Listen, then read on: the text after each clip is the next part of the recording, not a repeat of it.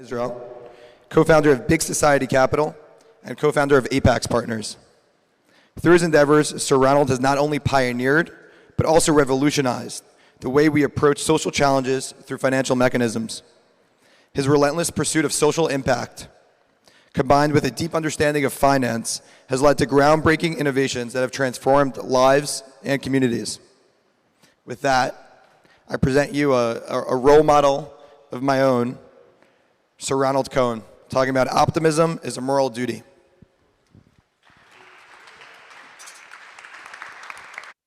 So it's a real pleasure to be joining the group remotely. My name is Naomi Krieger Carmy. I'm a senior vice president at Social Finance Israel, which is an impact investment advisory company co-founded by Sir Ronald Cohen and chaired by him today. And my focus has been around the intersection between innovation and social impact. So it's really a delight to be here exploring some of the groundbreaking ideas that you've brought to the field. So Ronnie, maybe we can start by kind of your giving us your take on the issue of capitalism, which you speak about in your book, and you even go so far as to say capitalism doesn't work. So could you explain to us why you make such a statement, and what do you mean by that? Sure, Naomi. Great pleasure to be here with you. Great pleasure to join you all. Thank you, Grant, for the introduction.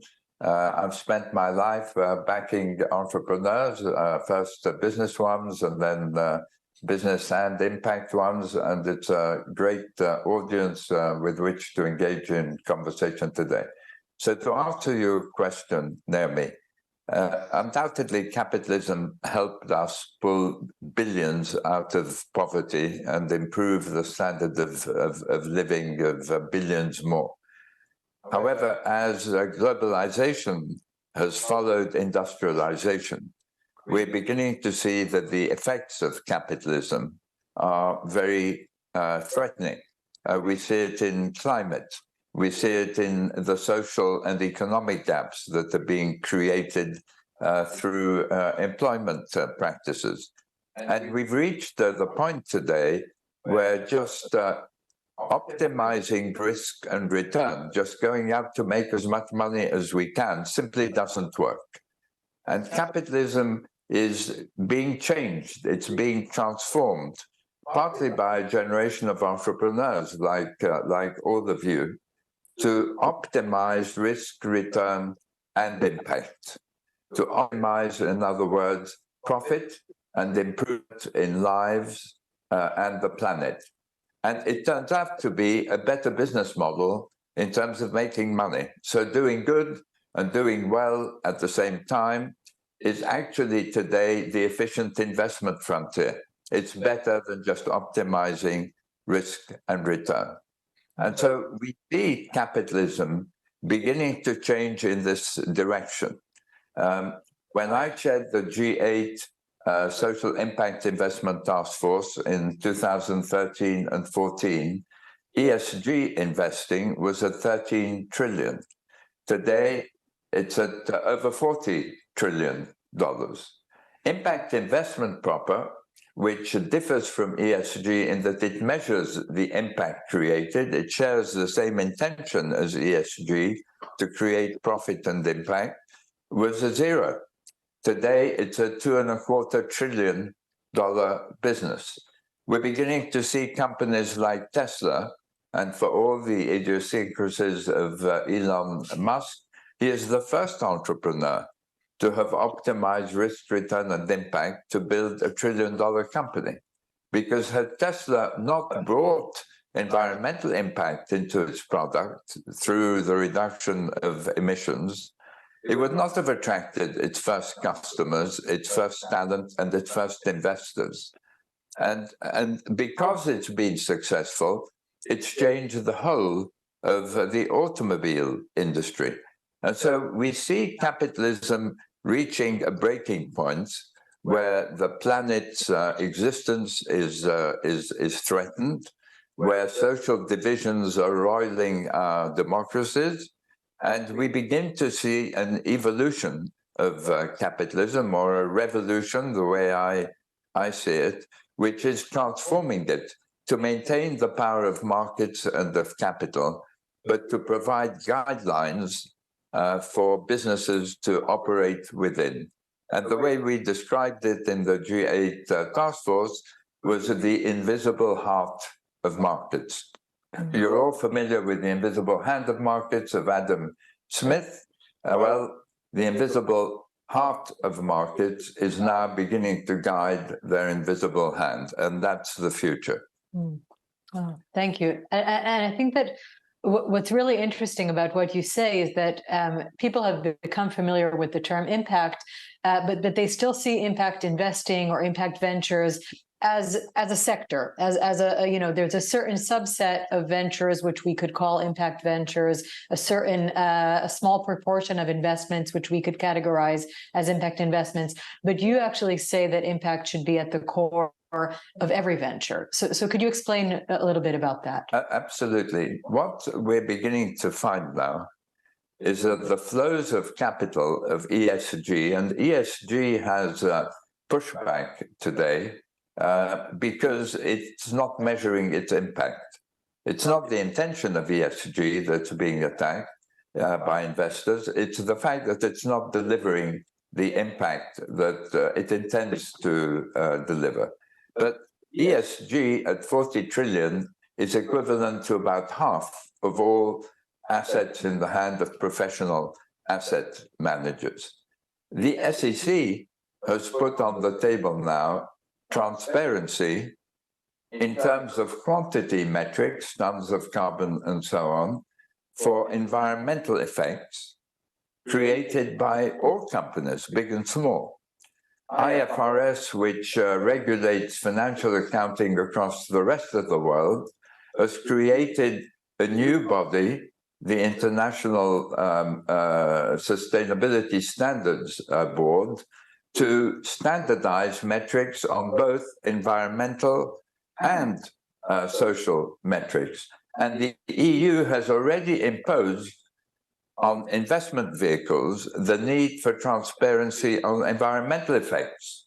And so anybody wanting to sell their financial products or their investment funds across the 500 million population of the EU has to conform with this.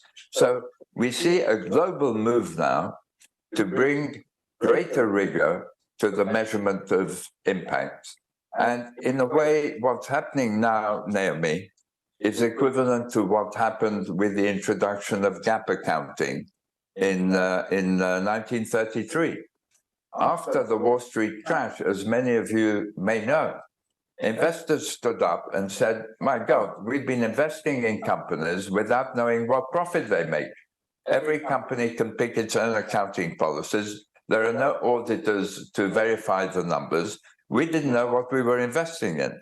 Well, only 4 years after the crash, the Roosevelt administration introduced GAAP accounting and the use of auditors and famously created the SEC the year later. The same is happening now with regard to impact.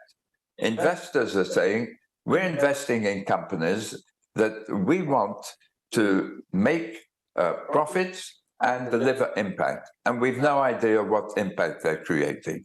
And so I predict, Naomi, that within the next couple of years, we will see on Bloomberg terminals and on the terminals of other data providers monetized impact data that enables us to compare the profits and the impacts of companies, to calculate how much they're going to have to invest in order to fix their environmental issues, their employment practices, and so on. And it already started to affect the values of companies. We will see that happening with much more rigorous information at much greater scale within the next couple of years. We're not talking of the distant future. And when that happens, those businesses that ignore the arrival of impact are going to be hit just as those that ignored the arrival of technology were hit. When I started off as a venture capitalist at the age of 26 to create what became Apex Partners, there were some people who thought that the microchip might change the computer industry only. And that persisted for quite a long time. In a similar way, today, you have some people saying impact is only going to change a few industries, but it isn't. The models you guys are going to be developing and implementing to achieve the greatest growth and the greatest profits are going to be models with impact at their core, because that's how you're going to attract the talent and the consumers and the investors and the highest valuations. So capitalism is changing because capitalism is driven by capital. It's the investment community that we are all part of that is driving this change now. And regulators are keeping up with the demands of investors, basically. Right. So that's an excellent segue to ask kind of what the entrepreneurs in the audience should be taking away from this. So an entrepreneur listening to you and saying, how do I bring this into my thinking and into my business? Can you offer some framework that they can use in incorporating impact? Let's take the field of education. When we were talking about bricks and mortar schools to educate people, huge investment was required up front, and we required students to pay fees to service the finance that was used to create these buildings. Today, if you want to create an educational company, and I've invested in one through my family office, you can develop a business model that says you get your education free and you pay out of your earnings when you've got into a job that justifies you're paying for it. Similarly, if you look at a software in the public transport area, in the old days, if you had a company like Optibus, which is an Israeli company I've invested in, which provides software to manage fleets better, you would have looked to its growth and profits, right? Today, what Optibus is measuring isn't just its growth and profits, it's measuring the commuter time, it's measuring the carbon emissions, it's fitting the size of vehicle to the demand at different times of day, it's measuring the number of hours that the drivers work, the number of accidents that are caused. And that becomes the dashboard of an impact firm. Now, that gives Optibus a major competitive advantage in comparison with its competitors, because its clients are under pressure also to have better employment practices, reduced emissions, and so on and so forth. And so in every single sector, if you start off by measuring the existing impacts and realizing that there are terrible negative impacts arising from the business models, entrepreneurs like all of us in this conversation today have the opportunity to develop new disruptive models that are going to be the Microsofts and the Apples of the last wave of the tech revolution. And what's interesting about this change in capitalism is that it's being driven by three unstoppable forces. The first force, Naomi, is this change in values, which started about 15 years ago, when young people no longer wanted to buy the products of companies that create harm. And that became a threat for the revenues and the growth of companies, and the investors realized that, and that's how ESG started. Today, you can begin to see in financial markets sustainability-linked bonds and loans, where the rate of interest the company pays falls if the company achieves certain preset environmental or social targets. It's a $1.25 trillion market today. We've never had that in financial markets today. It's a massive change in values, which has changed the nature of our financial markets. The second is the leaps in technology, which you're all focused on. AI, artificial intelligence, virtual reality, augmented reality. enable us to deliver impacts globally in ways that humanity could never contemplate previously. Take the example of the school I mentioned. You could have a lesson today taught on a customized basis to 1 million people simultaneously across the whole world, right?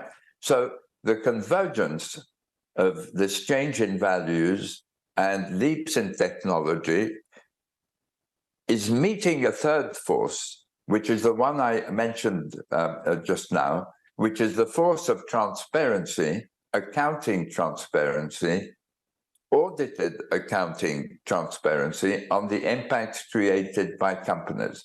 And when you put those three forces together, you realize we're on the way to impact economies. Impact investment is driving the behavior of companies to deliver impacts as well as profits, and the companies that are best at optimizing the creation of profit and impact will have the highest valuation. And that's what is going to change our whole economies, the way we do business and the way we invest. Oh, thank you. So I think you're really showing us how it's taking a much wider lens towards business and looking at the long-term drivers of business and of society, and then also adding that what was missing from this puzzle was often the how. You know, how do we measure it? How do we quantify it? And that's catching up now as well. And this is really what helps complete the entire picture. It does. And there's another historic parallel that we should all bear in mind. In case this idea that impact measurement can actually change the world seems a bit remote to some of us in this conversation. I became a venture capitalist in 1972 when I was just over the age of 76. I happened to hear a 26. professor. Sorry? 26. What did I say? You said 76. At 26. That would be remarkable. At the age of 26. Thank you. I happened to hear a professor at Harvard Business School, where I was studying for my MBA, talk about investing $70,000 in a new computer company called DEC, and was going to go public, and his stake was going to be worth $100 million. And that caught my attention. At that time, everybody at the B School wanted a job with IBM or General Motors or any other big company across the world. Very few people thought that entrepreneurship could overtake big companies. And yet, what we saw was the confluence of entrepreneurship and technology and the arrival of a new model for investment, the venture capital industry, changing the world. But what made that possible was the measurement of risk, which none of us were aware of at the time. In the 50s at the University of Chicago, professors began to look at the issue of risk. And they said, well, risk is there every time we make an investment decision, Naomi, as we know, but we've never tried to measure it. Why don't we look backwards and see how volatile a stock or a bond is, and use that as a measure of the risk involved? The measurement of risk brought with it two hugely powerful new concepts which changed the world. One was the concept of risk-adjusted returns. If you invest in something really risky, but the returns are outsized, maybe it's worth investing in it. And the second was the concept of portfolio diversification. If you invest in risky asset classes like venture capital, private equity, hedge funds, real estate, then it may be that if you put a portion of your assets, because of the outsized returns they can deliver, you deliver a better return for your whole portfolio. And so the measurement of risk changed portfolios across the world. It opened the door to funding the tech revolution, which many of us are benefiting from and have benefited from, and also the door to globalization, because investment in emerging markets was viewed as very risky. And today we have the same situation with regard to impact. When we begin to measure impact, we begin to say to investors, look, the best way to deliver the greatest value for your company is to have the right combination of financial return and impact. So you better start looking at the impact of your companies. That's why you see companies moving, or investors rather, portfolios, moving out of the coal industry, worrying about moving out of the fossil fuel industry. And the same is going to happen industry by industry. And it's not just going to be environmental impact. It's going to be social impacts too. Investors will gravitate to the investments that can deliver the best financial return by optimizing risk, return, and impact. And so there's a lesson for each of you in the audience today.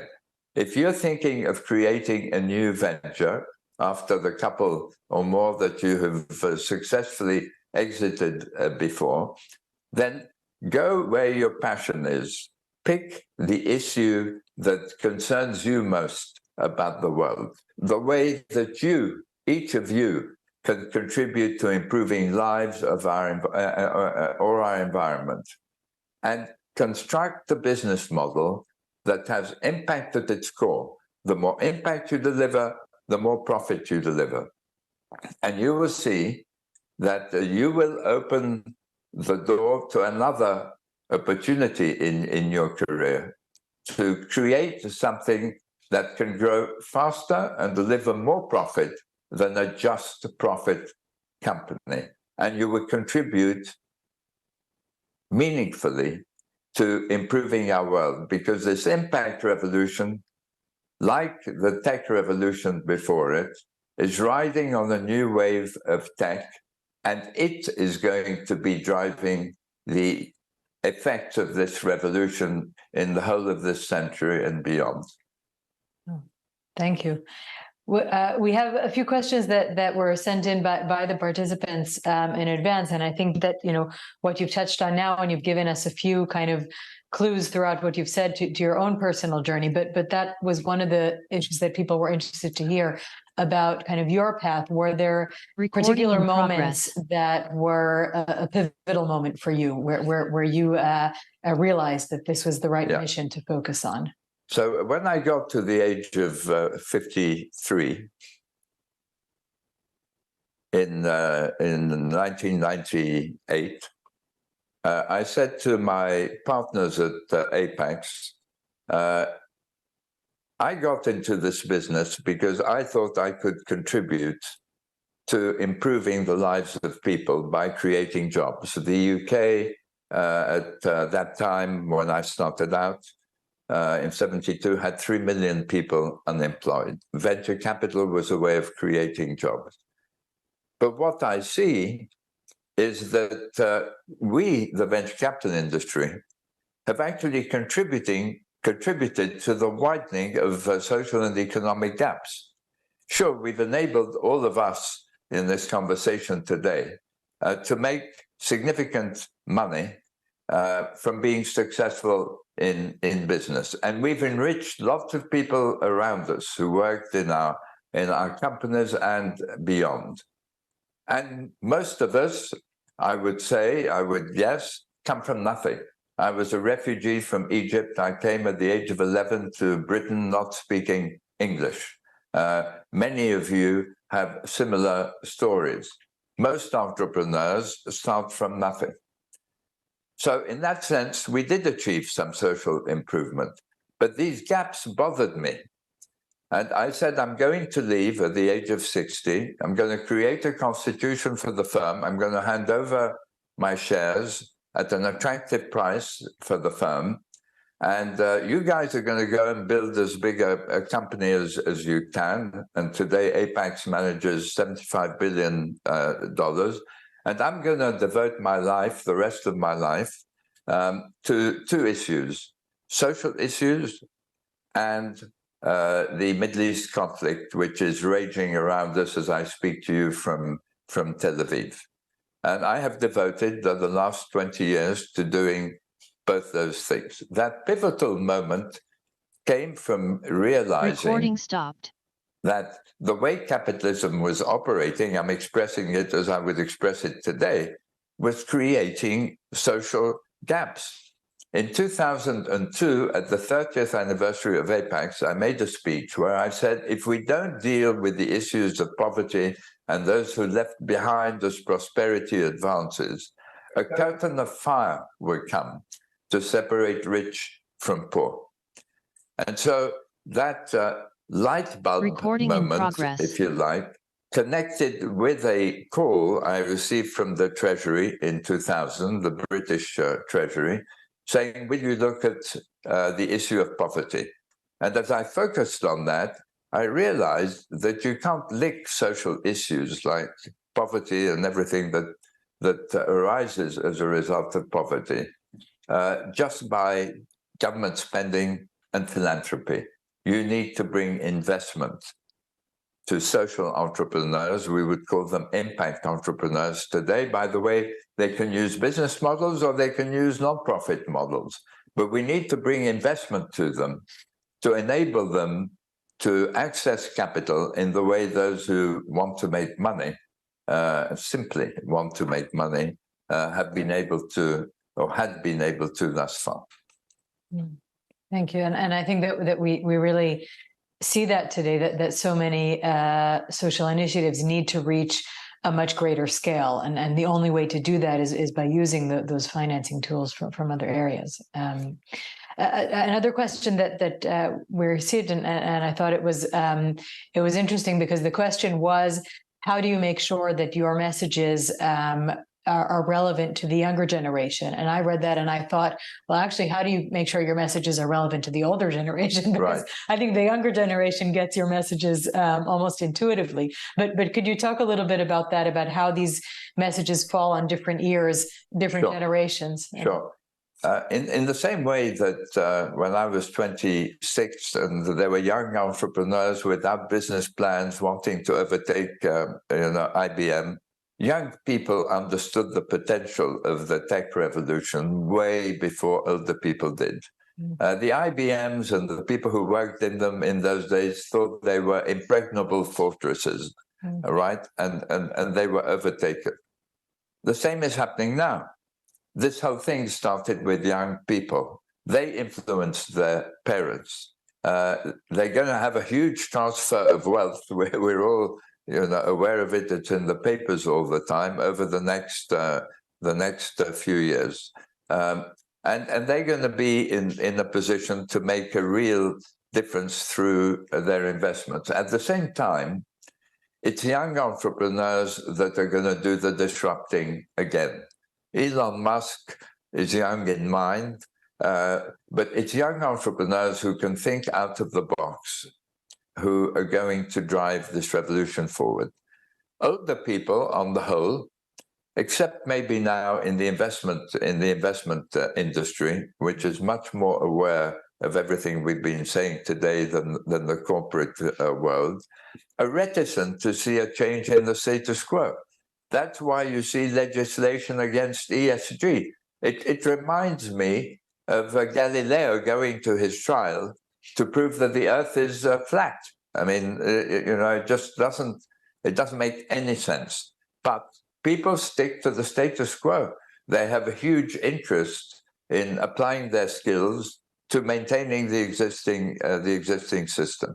And so I do believe, Naomi, that this revolution is being driven by young people, young entrepreneurs, young consumers, and young people whose parents are, in one way or another, serious investors.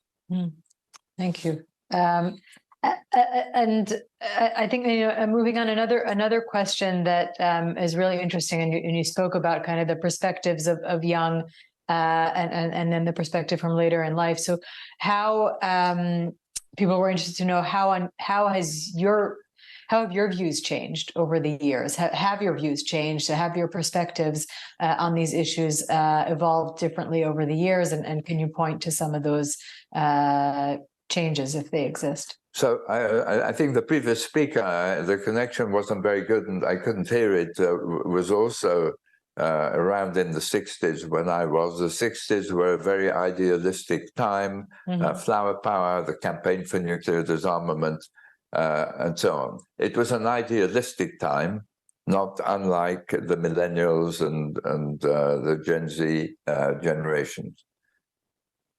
My idealism hasn't changed. I guess if you're not an idealist, and you have to be an optimist to be an idealist, you wouldn't become a venture capitalist. It's not it's not an obvious thing to do, to invest in what appear to others to be very high risk ventures. So that hasn't changed. What has changed is the meaning of my life. I never thought my life was about making as much money as I could. I was very happy to make a ton of money, and when I'd made enough that I wouldn't need any more, I was very happy to leave and to look at how I could contribute in a more meaningful way to humankind. And that search for meaning is what the new generation is about too. They don't just want a job. They don't just want to work for a company whose goal is simply to make money, whatever the cost to people or to the environment. It's no longer acceptable in their eyes to act like that. And so it seems to me in some ways that my own attempt to find fulfillment and meaning, which comes from finding a balance between what you do for yourself and what you do for others, is being mirrored in this younger generation today. And some people have said to me, well, that's obvious, because your generation was the generation of the teachers who, taught these younger generations. Maybe we skipped a couple of generations that were very, Milton Friedman materialistic, and now we're back to something that brings humanity back into our lives and our professions, and that's what impact is all about. So we're coming close to the end of our conversation. So maybe just kind of to hand it back to you for closing the session. What are the key points that you would like people to take away, or where would you direct people who have sparked curiosity to learn more about this from the conversation? Where should they go from here? The message I would leave with all of you successful entrepreneurs, and thank you for your very interesting questions also. And I hope I'll get to meet personally many of you in the course of the coming years, is where impact meets technology is where the big opportunity is today. And it's entrepreneurs of skill and vision who are going to disrupt the existing models that deliver negative impact or very little positive impact. So all power to your elbow. I wish you great success in your next venture, and let me know if it's an impact venture and you're looking for an investor. Goodbye. Thank you very much. Thank you, Ronnie.